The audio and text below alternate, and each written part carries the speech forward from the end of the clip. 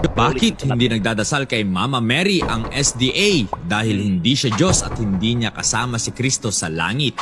Okay. Wala pong katuruan ang Santa Iglesia Katolika Apostolika Romana na ang mahal na Birheng Maria ay ating Diyos.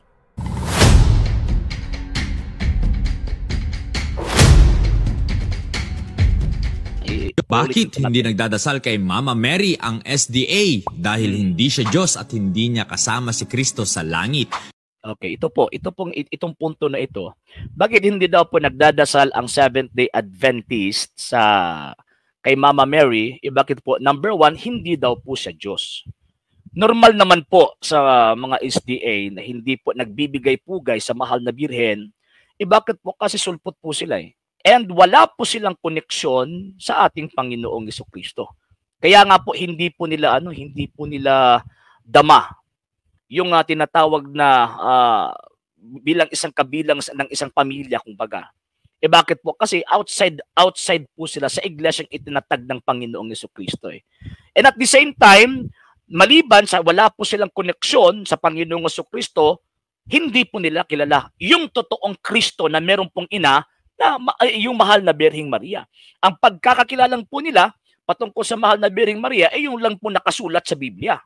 Yung Iglesia Katolika Apostolika Romana hindi po ganyan pagkakakilala. Bakit po? Kasi ang Santa Iglesia Katolika Apostolika Romana ay sinamahan po ng ating Panginoong Jesucristo nang siya po'y nandito sa sanlibutan pong ito. Nung sumasama po sa kanya mga apostol, tinuruan po niya yung mga apostol po niya, and at the same time, ayon, binigyan po niya ng utos na magturo sa lahat ng mga bansa sa buong mundo. And ang mga apostol, alam po nila na existido sa panahon na yan, nandyan po yung ina ng ating Panginoong Jesucristo. Kilala po nila ang ina ng ating Panginoong Jesucristo. Kaya nga po sa presentations ng mga ebanghelyo at ng mga sulat ng mga ibang mga apostol at mga disipulo, hindi po absent ang mahal na Birhen. Always po nilang binabanggit ang pangalan ng mahal na Birhen. Bakit po? Kasi meron pong kinukoneksyon ang mga apostol sa mahal na Birhen sa pamamagitan po ng ating Panginoong Jesucristo. Kasi magiging useless po ang mahal na Birhen kung wala ang Panginoon eh. Meron pong koneksyon ang mga apostol sa mahal na Birhen dahil po sa ating Panginoong Jesucristo.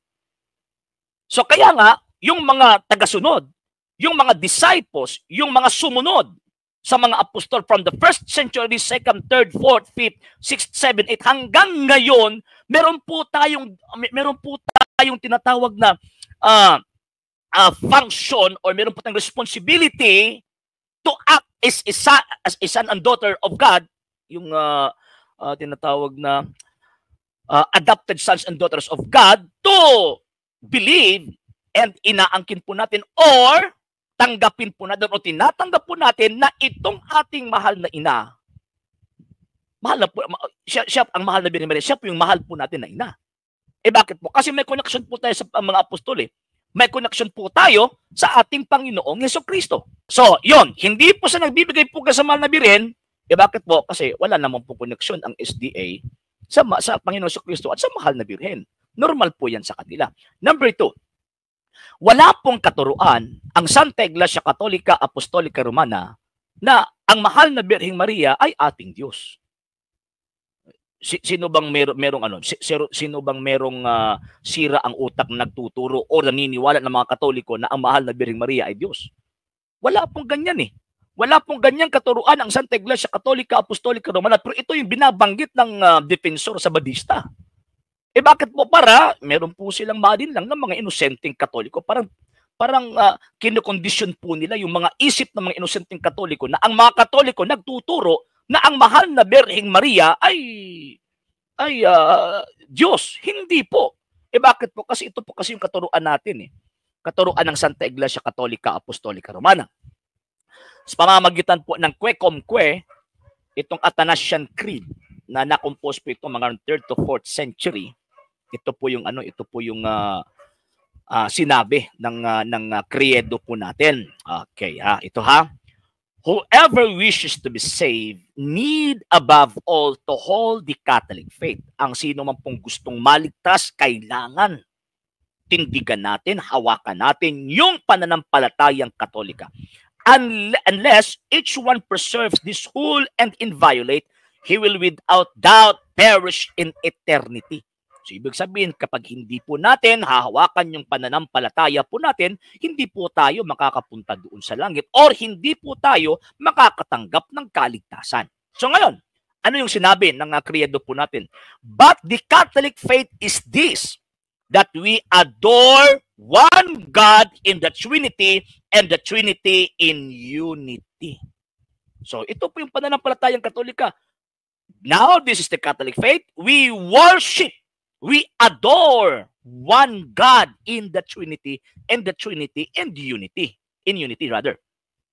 So ngayon, sino po yung Santissima Trinidad? Ang Ama, ang Anak, at ang Espiritu Santo. Hindi po kasali ang mahal na Birheng Maria. Hindi po. Wala pong katuruan ang Santa Iglesia Katolika, Apostolika, Romana na sa Santissima Trinidad kasali po ang mahal na Birhen. Wala pong katuruan po tayo niyan. Wala. So dito pa lang, itong depensor sa Badista na ito, nagsisinungaling. Bakit? Kasi parang kinokondisyon po niya yung mga manonood sa kanyang tinatawag na video, kinokondisyon po niya na naniniwala po tayo sa mahal na Birheng Maria na tinatawag na Diyos. Wala po tayong katuruan na ganyan. Wala po tayong katuruan na ganyan. Number two. Ang paniniwala po natin sa mahal na Birheng Maria, ang mahal na Birheng Maria, ina ng Diyos na anak. Bakit? Kasi naging tao po yung anak Ang pangalawang persona ng Santissima Trinidad, naging tao po ito. At tumira sa sinapupunan ng mahal na Birhen for 9 months. So, siyempre, pag sino po yung magbubuntis, sino po yung magdadalang tao, yung responsable nagdadalang tao, ang tawag ng bata doon sa nagdala po sa kanya for 9 months, ang tawag po niya ay ina. So, hindi po pwedeng sasabihin natin na ina ng pagkatao lang. Bakit po? Kasi ang mahal na Birheng Maria, hindi po pagkatao yung ipinagdadalang tao po niya. Ang ipinagdadalang tao po niya ay ang Panginoong Hesukristo, ang pangalawang persona ng Santissima Trinidad. So dyan pa lang, first salvo pa lang ng kanyang mga sinasabi, yun, pinapakita na po natin yung kasinungalingan po niya. Okay, continue.